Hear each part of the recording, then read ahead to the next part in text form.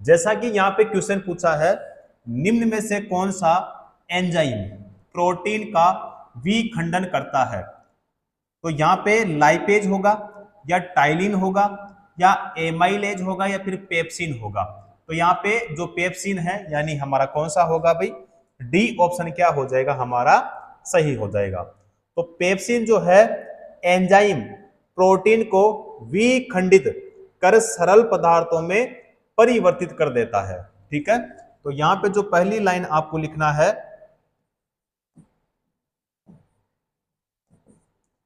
Pepsin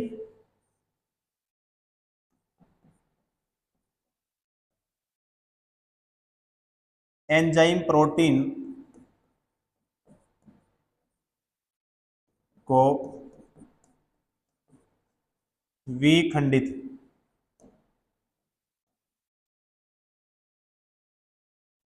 कर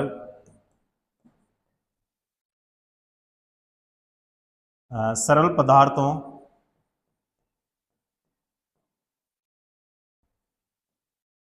में परिवर्तित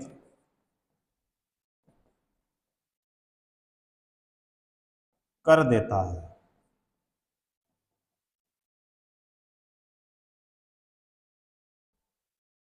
और यह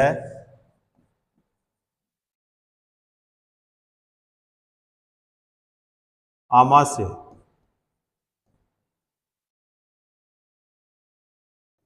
से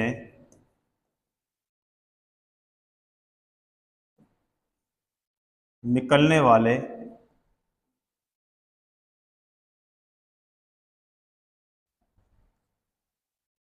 जठर रस में पाया जाता है। ठीक है, तो कौन सा होगा भाई? D option. नेक्स्ट क्वेश्चन करते हैं, किस एंजाइम को पाचन प्रक्रिया में अपना कार्य करने के लिए हाइड्रोक्लोरिक अम्ल की उपस्थिति की आवश्यकता होती है?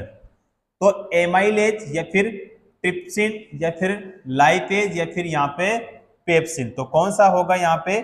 पेप्सिन ही होगा, यानी कौन सा होगा भाई? डी ऑप्शन हमारा क्या हो जाएगा इसमें? सही हो जाएगा। ठीक है, तो पेप्सिन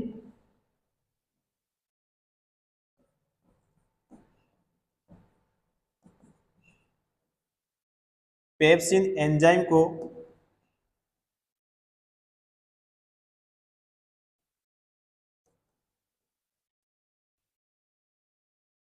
पाचन क्रिया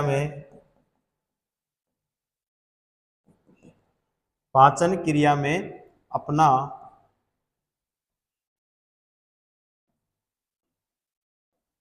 कार्य करने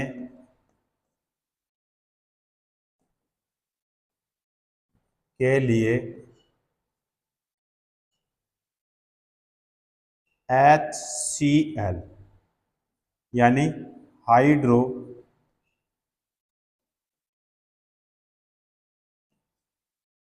क्लोरिक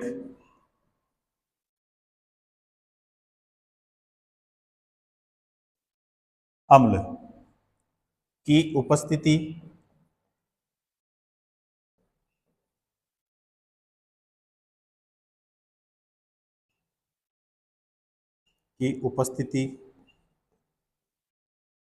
की आवश्यकता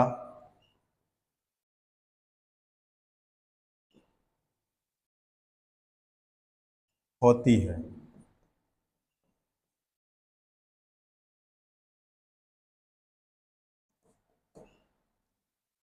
पेप्सिन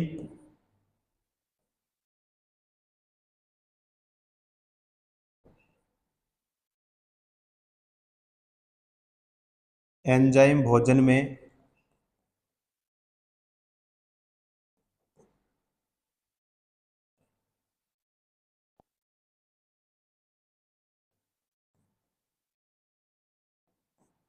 पाए जाने वाले प्रोटीन का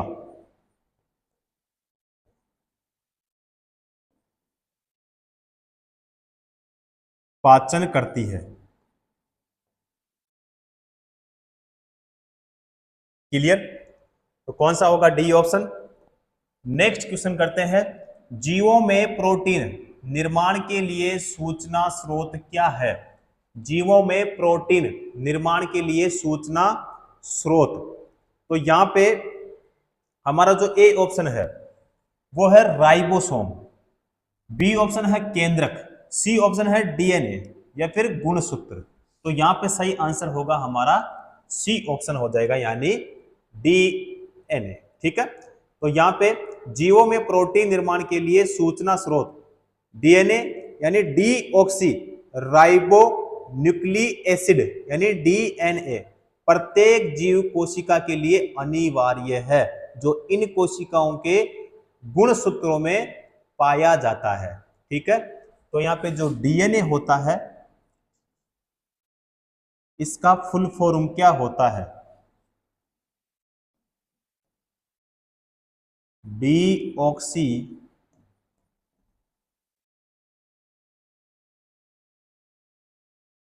राइबो न्यूक्लिक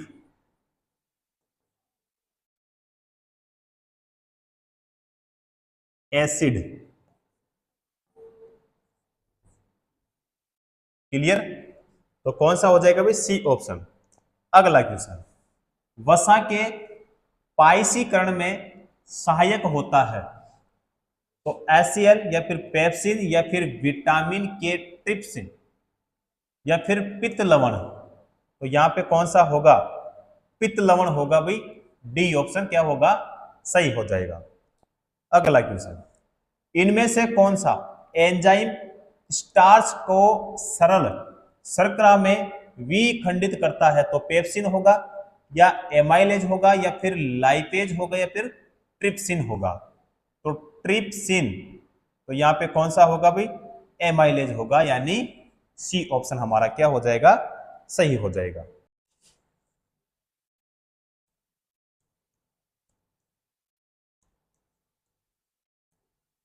मानव लार में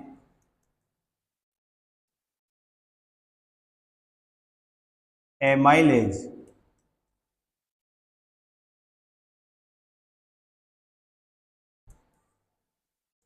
नामक एंजाइम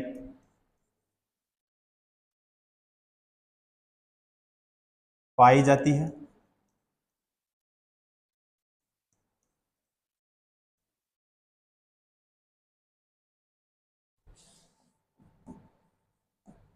देखो पेप्सिन,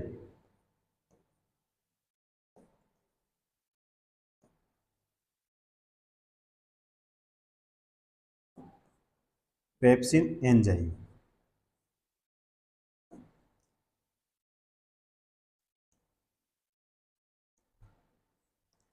प्रोटीन पाचन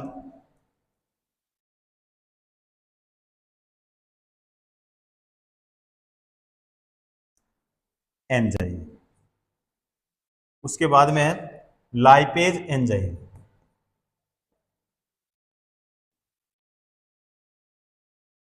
लाइपेज एंजाइम। तो वसा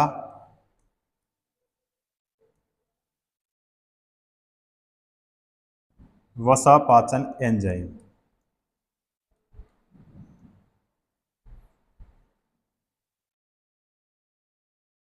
उसके बाद में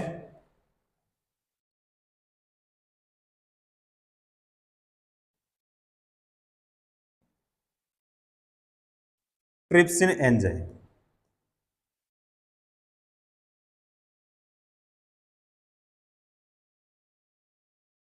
का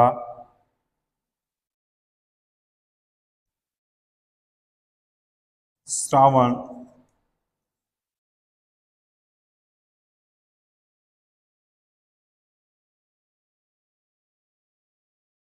अग्नाशय द्वारा होता है।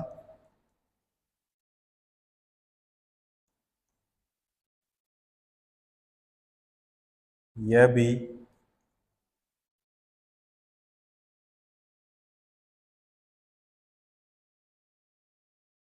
Protein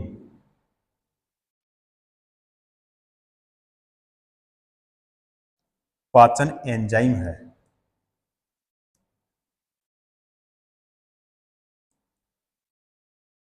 clear?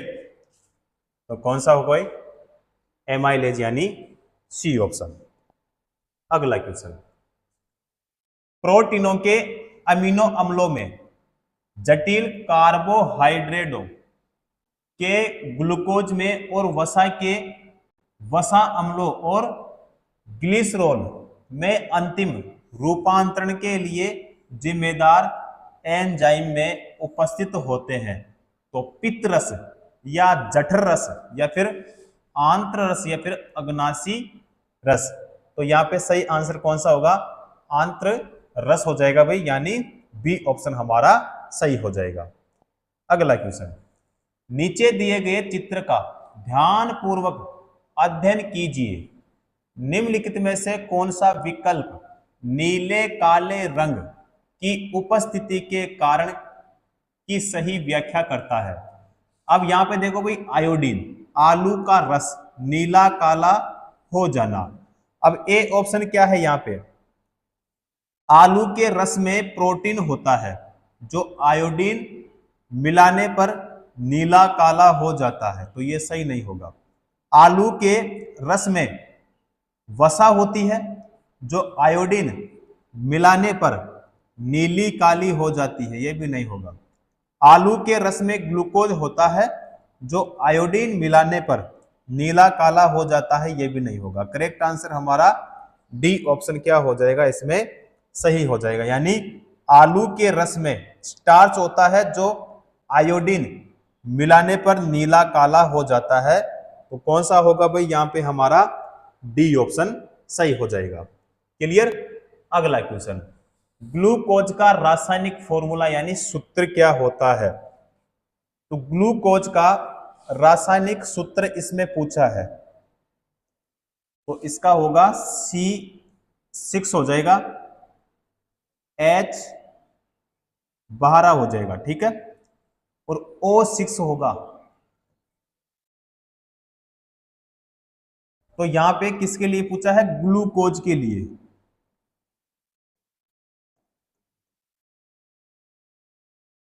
ग्लूकोज, तो ग्लूकोज जो है सबसे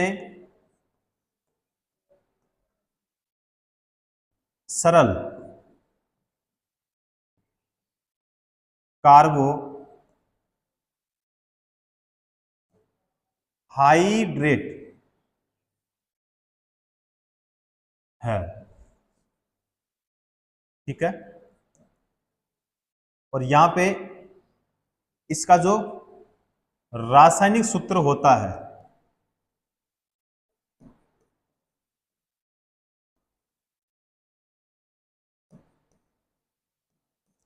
वो C6H12O6 होता है, ठीक है। उसके बाद में यह जल में घुलनशील,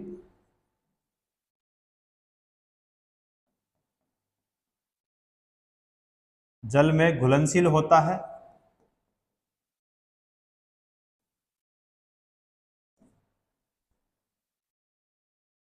यह है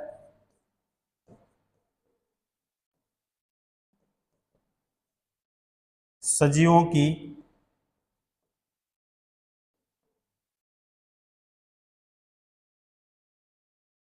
कोशिकाओं के लिए एनर्जी यानी ऊर्जा का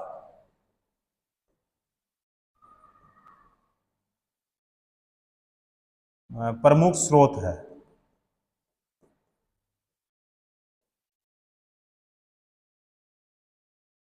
क्लियर? तो यहां पे ए ऑप्शन में है C6 होना चाहिए भाई। तो C6 हमारे सी ऑप्शन में है, H12 और O6 हमारा होगा इसमें सी ऑप्शन, यानी करेक्ट हो जाएगा। क्लियर? अगला क्वेश्चन, प्रोटीनों के अमीनो अम्लों में जटिल कार्बोहाइड्रेटों के ग्लूकोज में और वसा के वसा अम्लों और ग्लिसरॉल में अंतिम रूपांतरण के लिए जिम्मेदार एंजाइम में उपस्थित होते हैं। अब यहां पे जठर रस या फिर अग्नाशी रस या फिर पित्त रस या फिर आंत्र रस? आंत्र रस सही होगा भाई, डी ऑप्शन हमारा सही हो जाएगा। क्लियर। अगला क्वेश्चन, केसिन एक प्रोटीन है जो में पाया जाता है, जो किस में पाया जाता है भाई? मांस में, सोयाबीन में, गाजर में या फिर दूध में? दूध में पाया जाता है भाई, किसमें? दूध में, यानी हमारा कौन सा हो जाएगा? D option. अगला क्वेश्चन, मानव शरीर की ऊर्जा आवश्यकताओं के मापन हेतु किस मापन इकाई का प्रयोग किया जाता है? तो कैलोरी या फिर ओम, अर्ग या फिर यहाँ पे जूल। मानव शरीर की ऊर्जा आवश्यकताओं के मापन हेतु किस मापन इकाई का प्रयोग किया जाता है भाई? कैलोरी का। किसका? कैलोरी का। ए ऑप्शन हमारा क्या हो जाएगा इसमें? सही आंसर हो जाएगा। ठीक है। अगला क्वेश्चन, निम्नलिखित में से कौन सा एक जैविक उत्प्रेरक है? तो एंजाइम या फिर हार्मोन, खनिज या फिर विकिरण? तो यहाँ पे एंजाइम सही होगा भाई। कौन सा होगा? एंजाइम, यानी हमारा ए ऑप्शन सही हो जाएगा। अगला क्वेश्चन, फलों में मीठेपन के लिए कौन सी शर्करा उत्तरदायी है? तो फ्रक्टोज, माल्टोज, सुक्रोज या लैक्टोज? तो यहाँ पे फ्रक्टोज सही होगा भाई। कौन सा होगा? A option, fructose. क्लियर। अगला क्वेश्चन, निम्नलिखित में से कौन सा तत्व एक बहुमुखी तत्व है जो सजीवों और हमारे द्वारा उपयोग की जाने वाली कई चीजों का आधार बनाता है? तो कार्बन या फिर एंटीमनी या फिर बेरियम या फिर यहाँ पे क्यूरियम? तो यहाँ पे कौन सा होगा? यहाँ पे हो जाएगा कार्बन। कार्बन यानी हमारा ए ऑप्शन सही हो जाएगा। अगला क्वेश्चन, निम्न में से क्या मैक्रो पोषक तत्व नहीं है? मैक्रो पोषक तत्व नहीं है, बताओ। विटामिन या फिर कार्बोहाइड्रेट या फिर यहाँ पे वसा या फिर एमिनो अम्ल? तो यहाँ पे कौन सा होगा भाई? यहाँ पे जो सही आंसर होगा वो हो जाएगा हमारा विटामिन। क्या होगा? विटामिन, यानी मैक्रो पोषक तत्व नहीं है तो विटामिन यानी हमारा ए ऑप्शन इसमें टिक करेंगे। ठीक है। अगला क्वेश्चन, डीएनए का एक खंड जो एक प्रोटीन की जानकारी प्रदान करता है उसे क्या कहा जाता है? तो केंद्रक या फिर यहाँ पे जीन या लयन काय या फिर गुणसूत्र? तो यहाँ पे सही आंसर जो होगा वो कौन सा हो जाएगा हमारा? यहाँ पे जो आंसर होगा वो कौन सा होगा भाई? जीन। कौन सा होगा? जीन हो जाएगा। सी ऑप्शन हमारा क्या होगा इसमें? करेक्ट हो जाएगा। क्लियर।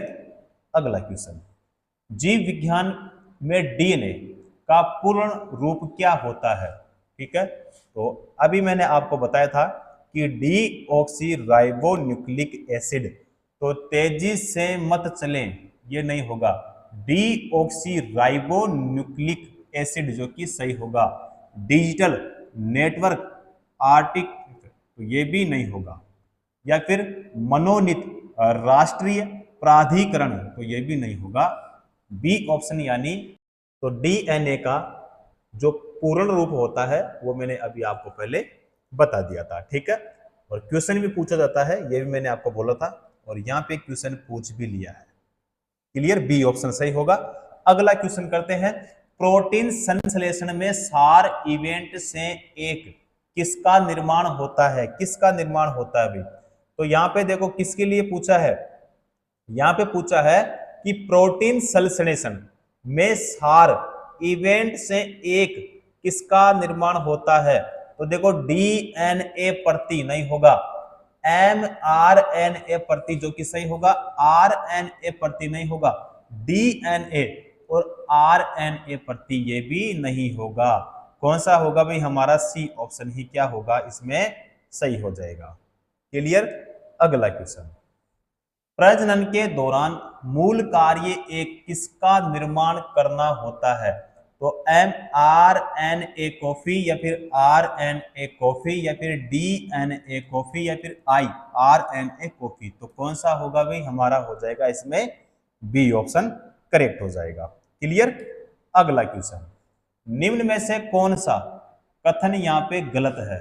यहाँ पे जो गलत कथन है वो देखना है यहाँ पे।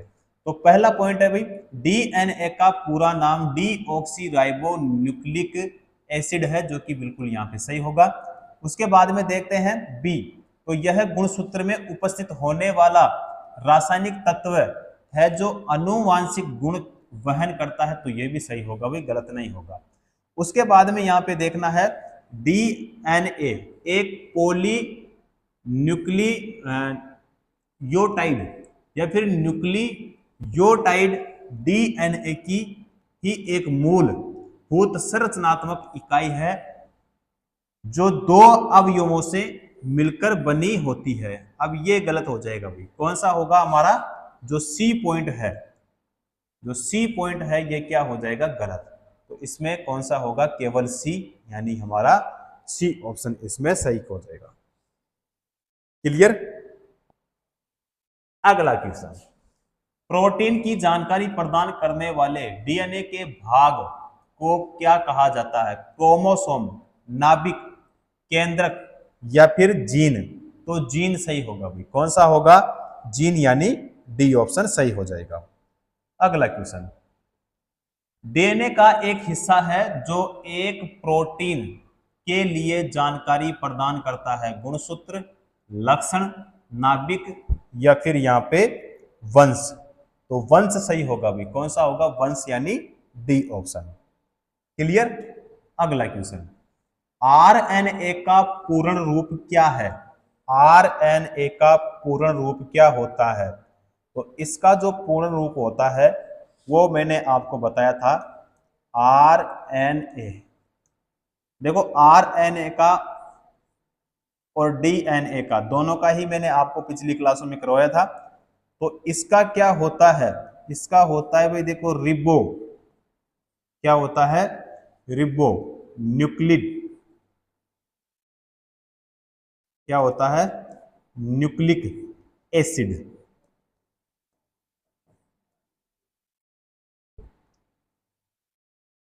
क्लियर।